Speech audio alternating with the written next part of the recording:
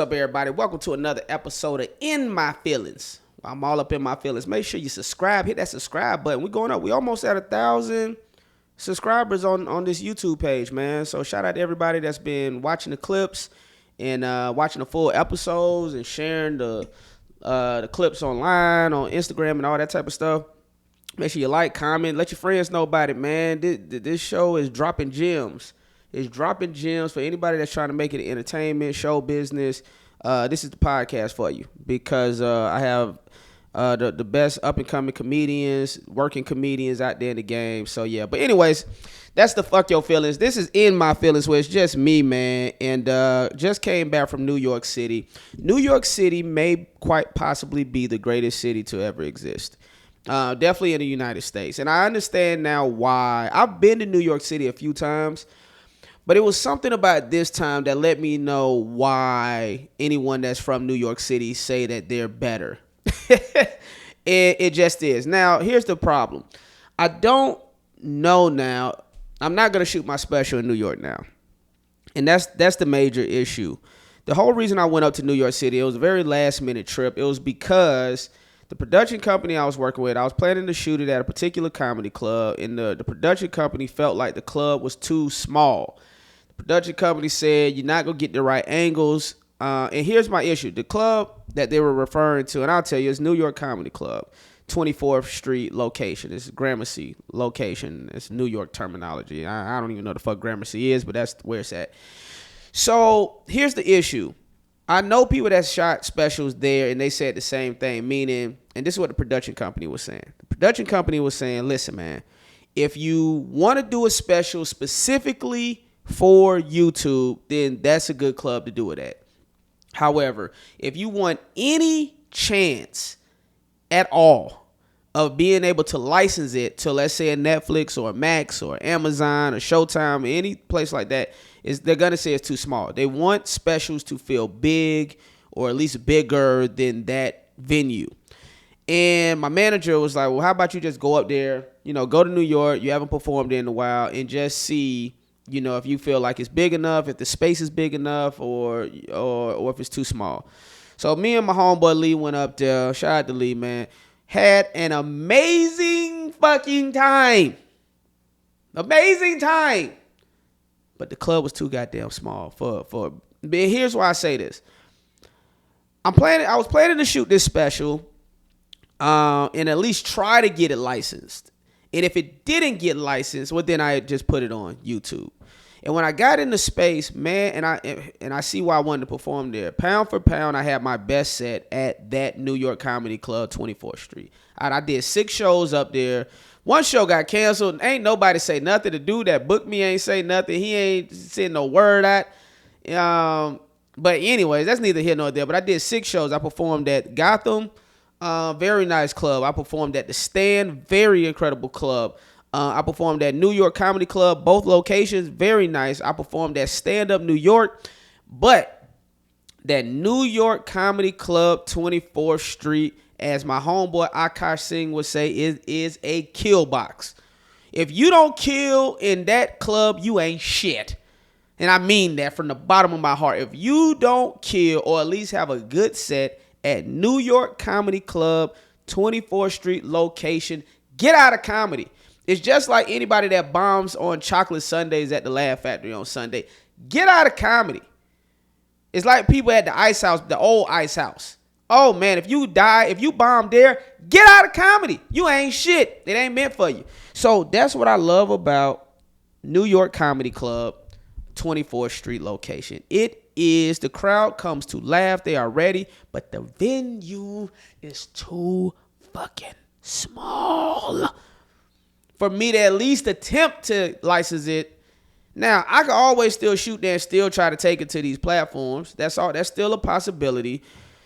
But I don't know, man. They were saying, listen, man, because I brought up, I said, well, Chappelle shot in the Belly Room. I said, Chappelle shot in the Belly Room.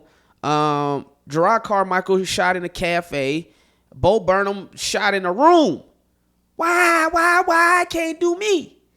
And it was like, what's the difference between them and you? Oh, yes. You're nobody. So my name not big enough. So they was like Netflix, HBO Max. They let that slide for them because of their name. But for up and coming comedian, they wanted to feel bigger, man. So now I'm kind of back at the drawing board. I was planning to shoot September 23rd, 24th. And now that shit's not looking like it's gonna. Well, it's not happening. I told them to call off the shoot. And so now it's looking like I'm probably going to shoot in LA next year. But here was my other issue. It wasn't an issue and it wasn't an issue. I wanted to shoot it and just sit on it. And then when I built enough following to release it, right? But I'm like, I need content to put out there. I need clips. I need something to go viral to start building a fan base.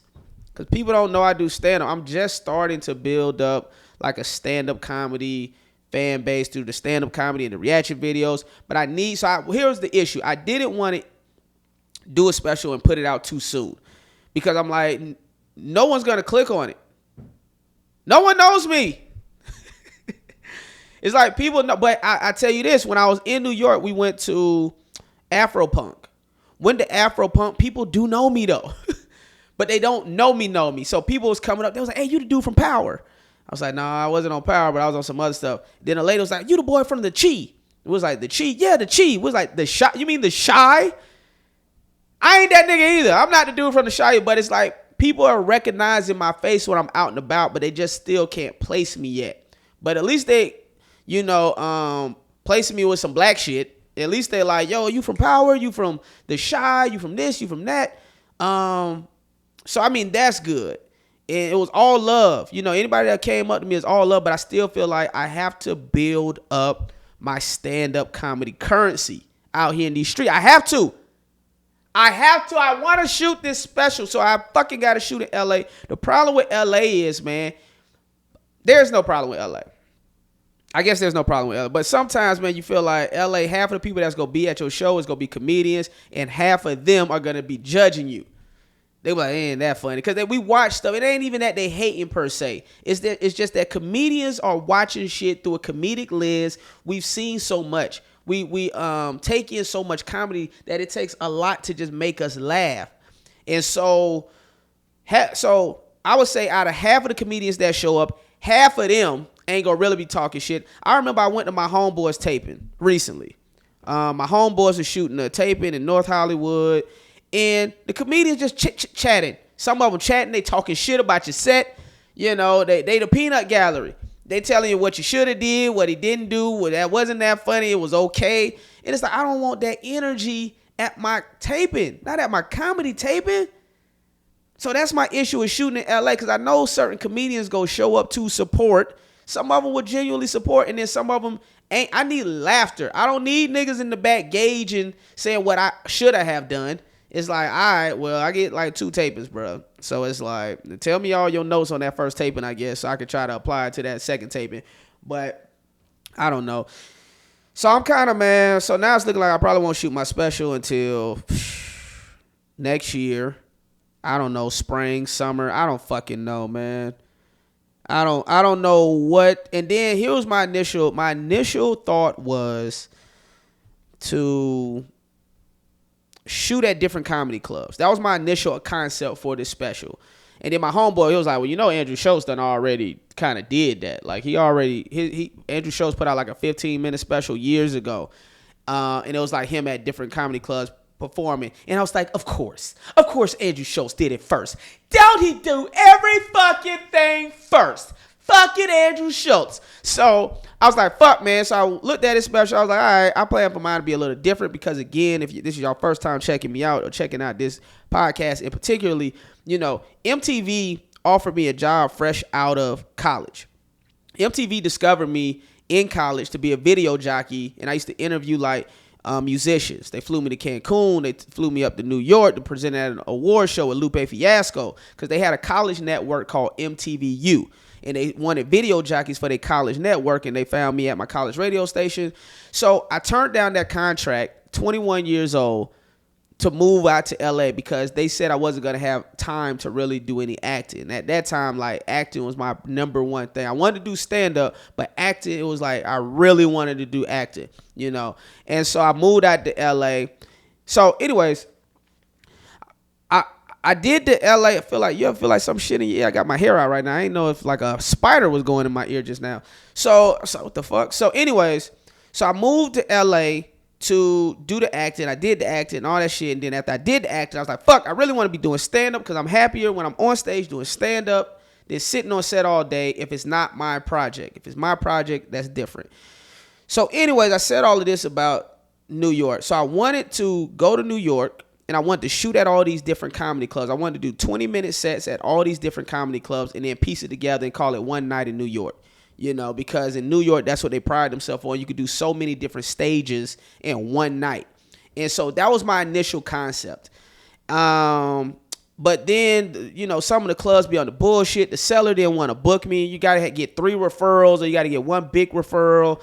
The owner doesn't fucking like me. I don't know, man. I performed at the Cellar one time before, years ago. I had a good set. The lady Esty, that's the owner or whatever, she seen me tell my first joke and then she walked out. And then my homeboy say she do that shit to everybody, to a lot of comedians. Like there's a lot of comedians, like he said they could be killing and she'll be like, no, not good enough for me. I don't fucking know. So couldn't get booked at the Cellar. Or they wouldn't book me. And then I could have hit up certain comedians, but I was like, I don't want to use my connections with certain comedians. So I was like, I'm not going to use my connection with certain comedians to perform one night at the fucking Cellar. But even to shoot my special, they was on the same shit. You got to fucking know certain people and you got to get referred. I'm like, man, fuck all that, nigga. I'm like, credits don't matter no more. Credits don't matter no more. What's your following? It's all about the following. It's all about the following, man. It's a numbers game. Hey, man, Jay-Z said a long time, men lie, women lie, numbers don't. It's all numbers. Everything revolves around numbers. How many followers do you have? Do we feel like you're going to get asses in the seats at our venue? Who are you attached to? You know, do you have any type of status value? Oh, you fucking Dave Chappelle's best friend? Well, go ahead and perform. Oh, you Chris Rock homeboy? Okay. We'll let you get up. I'm just throwing out shit. You know this person? All right, we'll let you get up. Even if you have no credits. So it's all that type of shit, man. So I got footage. The good thing is me and my homeboy Lee, we got footage in stand-up. I mean, in New York, at these different venues. And now I'm thinking about maybe piecing together something.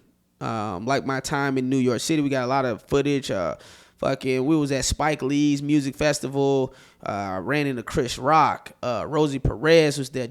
I got to chop it up with Jeffrey Wright and Chris. And, so I got all this footage. And it's like, how do I take this footage and put it out as content, put it on my new YouTube page, which is Justin Hires TV, because, YouTube deleted my old account because, they're mean. And so it's like, how do we use this content that we shot? How do we piece together this footage that we shot at these other venues and maybe put out like a mini special? Who knows? I might just put out a mini special, used just for YouTube, low budget, just so there's documentation of my stand-up, because there's no legitimate. I mean, I put out the clips, but there's no like body of work. Big J, I ran into Big J, had a great conversation. I'm gonna post that on my other YouTube page with Big J. I think it's Okerson or something like that. But he's killing the game right now. Great dude. So, anyways, I'm thinking about maybe putting together a mini special with the footage that we got, and just so there's a body of work, cut up those clips, put those out, and then hopefully by the time I get ready to shoot my real special, I have the venue and I have a following, and then people are like hungry to see my shit. That's it, man. That's why I'm not shooting my special in New York yet. That's what it is, man. Make sure you like, comment, subscribe. Let me know what you think. Tell your friends about it, man. This has been In My Feelings, man. And I'm out.